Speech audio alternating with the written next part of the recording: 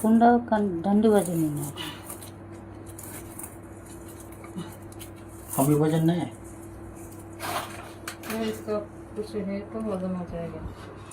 Assembly English ते गीला शिम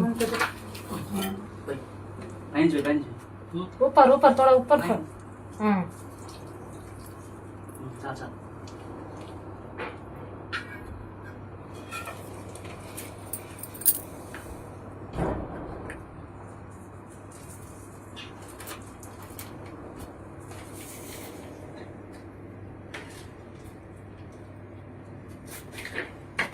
ठीक करते हैं।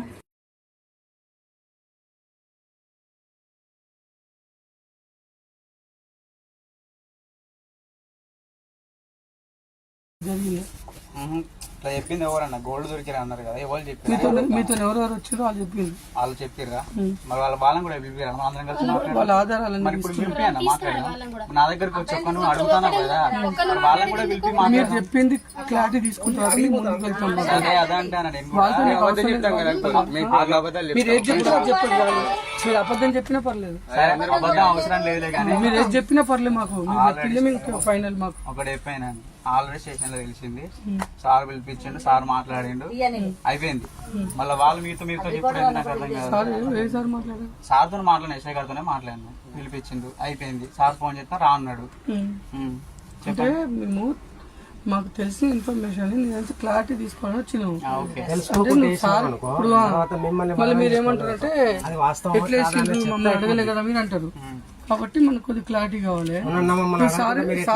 సార్ పిలిచి ఏం మాట్లాడారు? మరి మాట్లాడండి సార్ కానీ వాళ్ళని పిలిపించి అడుగుతాను. మరి వాళ్ళు పోలేదు అట స్టేషన్. అందుకే నాకు కూడా సార్ వాళ్ళని పిలిపించిందా? వెళ్తే వాళ్ళు ఫోన్ స్విచ్ ఆఫ్ పెట్టుకున్నారంట, వాళ్ళు పోలేదంట. అంటే వాళ్ళు కాదు, వాళ్ళు ఏమైనా తీసుకొచ్చిందా? వాళ్ళు ఏమైనా తీసుకొచ్చిందా? అది తెలియదండి. అవన్నీ ఎక్కడ అన్నట్టు సార్ చెప్పినా మేము సార్ గొప్ప చెప్పినా అయిపోయింది ఆల్రెడీ. తీసుకుపోయినరు, వాళ్ళు చూపించుకొని వచ్చిండు. నా ఇక్కడ మంగపేట తీసుకుపోయినరు ఎస్ఐ గారు, నాగారం కూడా తీసుకుపోయినారు.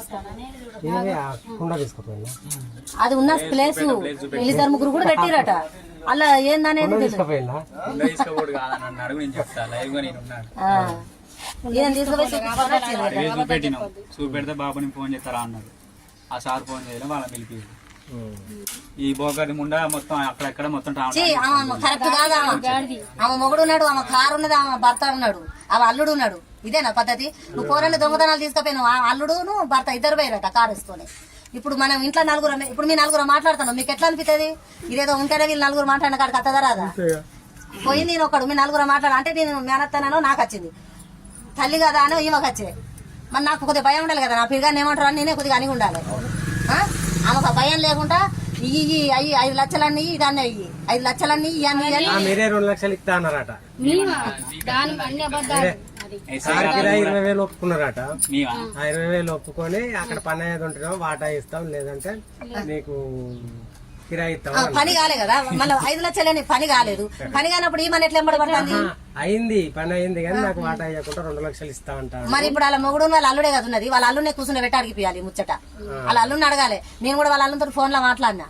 మర్రా ఏం తెచ్చిరో తీసుకుందా అన్నారు కదా. నువ్వు మా పిల్లగాని తీసుకుని నేను ఏడికైనా అత్త తీసుకునే రాని వాళ్ళ అల్లుతో అంటే అమ్మ నేను రేపు వస్తా అన్నాడు. రేపు వస్తా అన్నాడు. 15 రోజులకి చిల్లర అయిపోయింది, ఇంతవరకు రాలేదు. దుమారం ఎట్లయింది?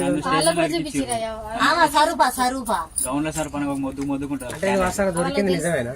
దొరికింది నిజమేనా? అది ఏదో సర్వ లాంటివి తీసుకొచ్చిరట. అందరు కూడా తీసుకుపోయి ఎక్కడ పెట్టిరట.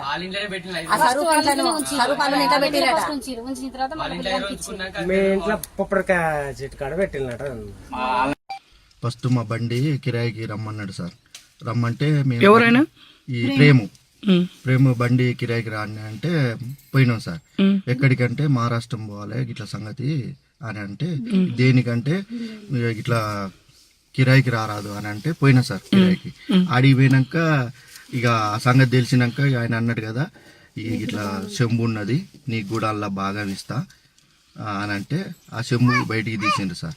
తీసినాక మళ్ళీ ఆడి నుంచి పట్టుకొని వచ్చి ఇంటికాడ దాన్ని మళ్ళీ పాతి పెట్టినాం సార్. పాతి పెట్టినాక తీసినాక దాంట్లో పూజలు చేయాలి, మా పునస్కారాలు, ధన చార్జ్ ఉన్నది అని కోళ్ళు ఒక 3 రోజులు కోళ్ళు కోపించిండు సార్. 3 కోళ్ళం కోసినాం సార్, రోజుకో కోడి. 3 కోళ్ళం కోసినాక మళ్ళీ తీయమంటే అది ఇట్లా తీయొద్దు, అది తీయొద్దు, నేను తర్వాత తీస్తా అని మళ్ళా అట్నే ఉంచండి సార్. ఉంచినాక ఏమైందంటే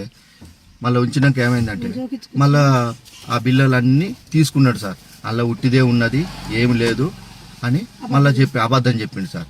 మళ్ళీ బిల్లలు ఉన్నాయని మళ్ళీ చెప్పిండు సార్. ఇవన్నీ జోకించుకొచ్చింది సార్. జోకించుకొచ్చినాక ఒక్కొక్కటి 23 తులాలు ఉన్నది సార్ బిల్ల. ఒక బిల్ల 23 తులాలు ఉన్నది. మాకు అంటే ఇయ్యనంటాను సార్. నువ్వు ఎక్కడ సిఐకి చెప్పుకుంటావా, ఎస్ఐకి చెప్పుకుంటావా, చెప్పుకోపో, పోదాంపా నేను వస్తా అని అంటాడు సార్. మా పరిస్థితి ఎట్లా? ఇప్పుడు డీజిల్ పోసుకొని మా పైసలు పెట్టుకొని తిండి టికానా లేకుండా మేము తిరిగినాం సార్. ప్రేమ అయితే నేను ప్రేమ ఎక్కడికి రా బండి కారు కిరాయికి అడుగుతాను అని నేను అన్నా. అంటే మహారాష్ట్రం పోవాలక్క అర్జెంటు అన్నాడు.